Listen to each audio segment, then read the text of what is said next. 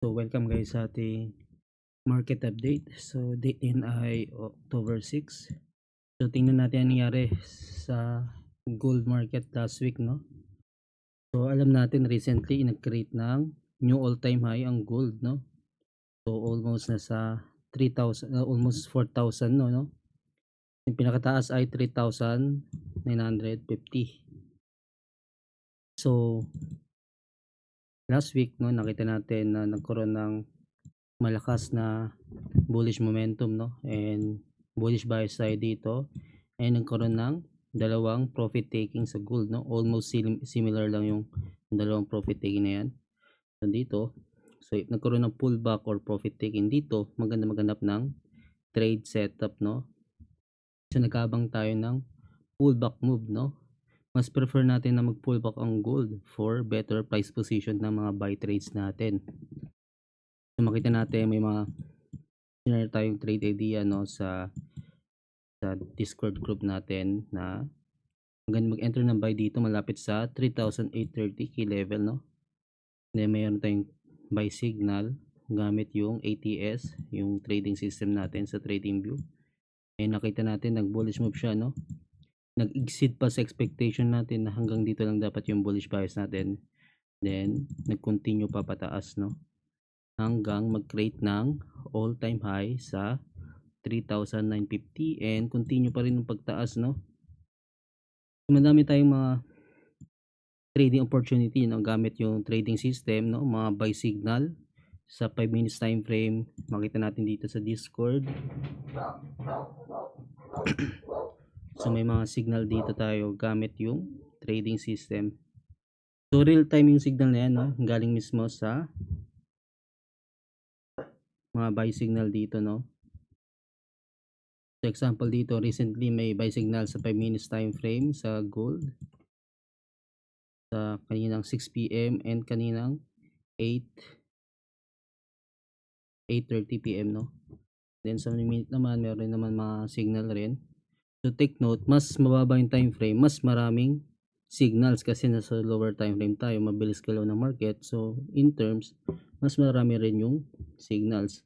If nasa higher time frame tayo, like nasa 1 hour time frame, mas minimal lang or mas lower yung signals natin. Kasi matagal mag-form ang candle sa higher time frame kasi bawat candle dito is 30 minutes, dito naman isang oras.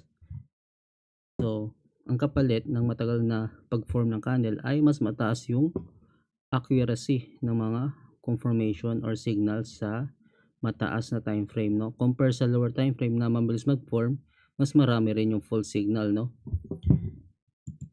So maganda sa system natin, naka-filter na yung mga false signals, no. So kadalasan may lalabas dito na sell signal na yun, naka-filter siya na buy signal lang lalabas kasi bullish bias tayo sa gold, no, and based sa price action and market structure na bullish bias, kaya makita natin puro buy lang.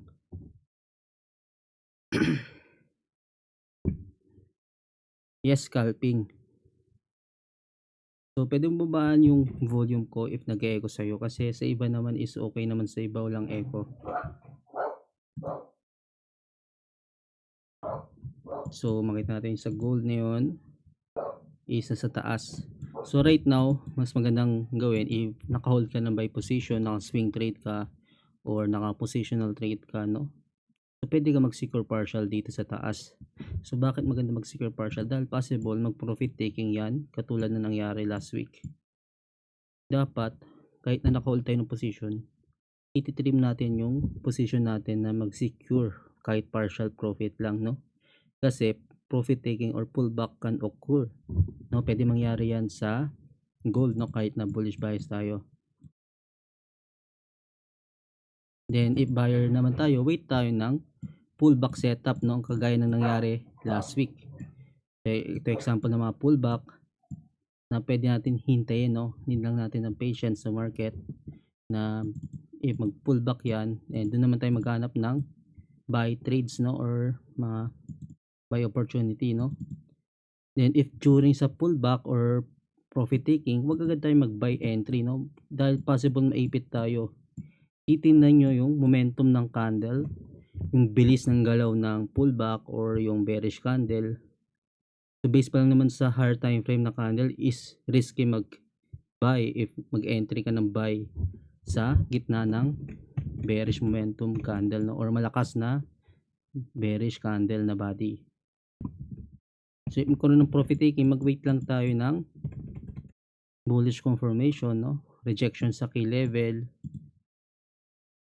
mag-hold above sa key level, no, and magkaroon ng bullish momentum, and doon tayo mag-entry ng buy position. So pwede mo yung take advantage kung scalper ka, day trading or swing trader. Katulad nangyari ng last week, no, di ba?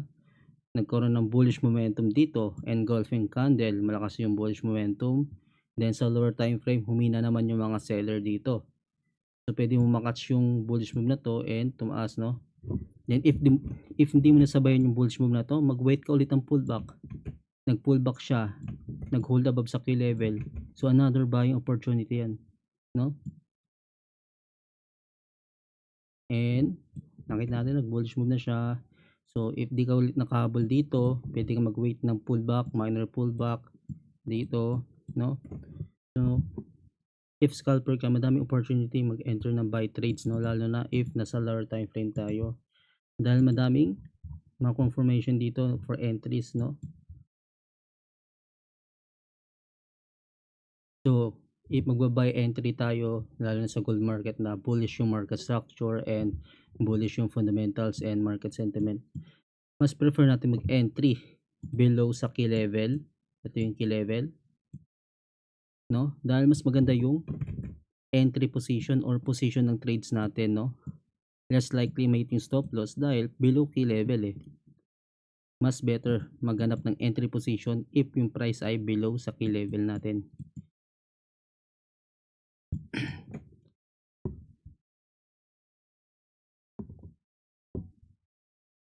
So may gamit website or apps. So gamit namin ay MT5 platform and TradingView platform. So broker na gamit namin is Tickmill, no, para maliit lang spread, manipis lang. Then mabilis withdrawal, pwede gamitin GCash, deposit and withdraw. Yung Binance kasi for crypto siya, for crypto exchange. Then gagamit natin for live trading is yung MT5 platform. Then for analysis naman, TradingView platform. So nakabol na sa live si Daryl. So Tickmill, no, makita nyo naman dito if mag-join kayo sa Discord natin, makita nyo yung Tickmill dito. Then mag-register na kayo sa link, may free 30 USD capital. So pwede nyo lang sundin yan, no. Then guys, sa mga students ko yung may access sa ATS or yung Alliance Trading System, yung may mga signals, no.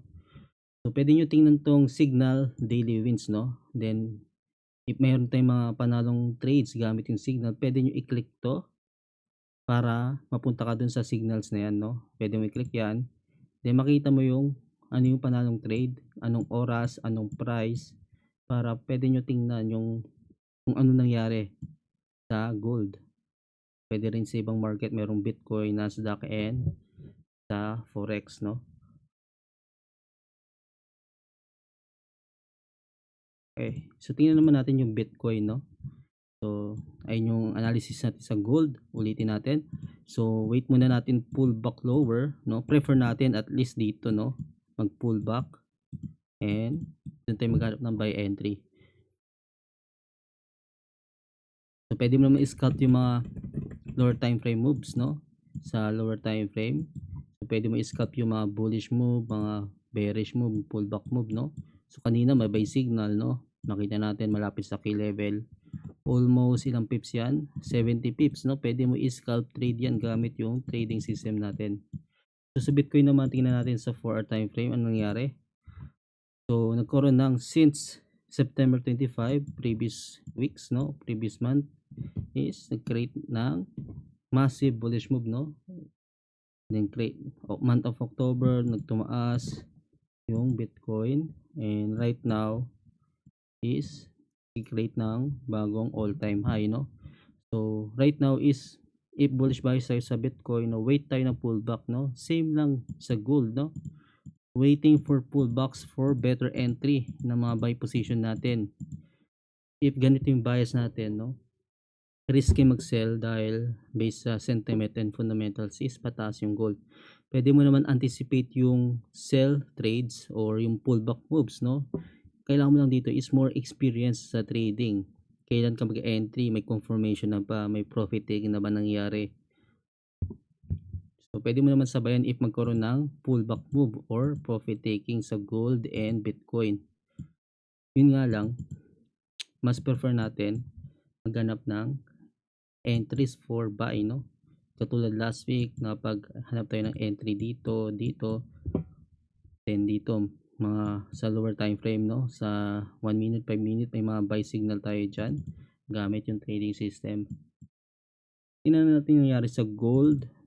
So, dito, kung naalala nyo, may mga dito sa 3,720. So, previous week na analysis, no? Na possible mag-hold dito sa key level sa 3,720 sa 3,735, no? And nag-hold siya. Eh nakita natin na ang laki ng tinaas ng gold hanggang dito. So ayun lang sa market update natin sa gold and USD.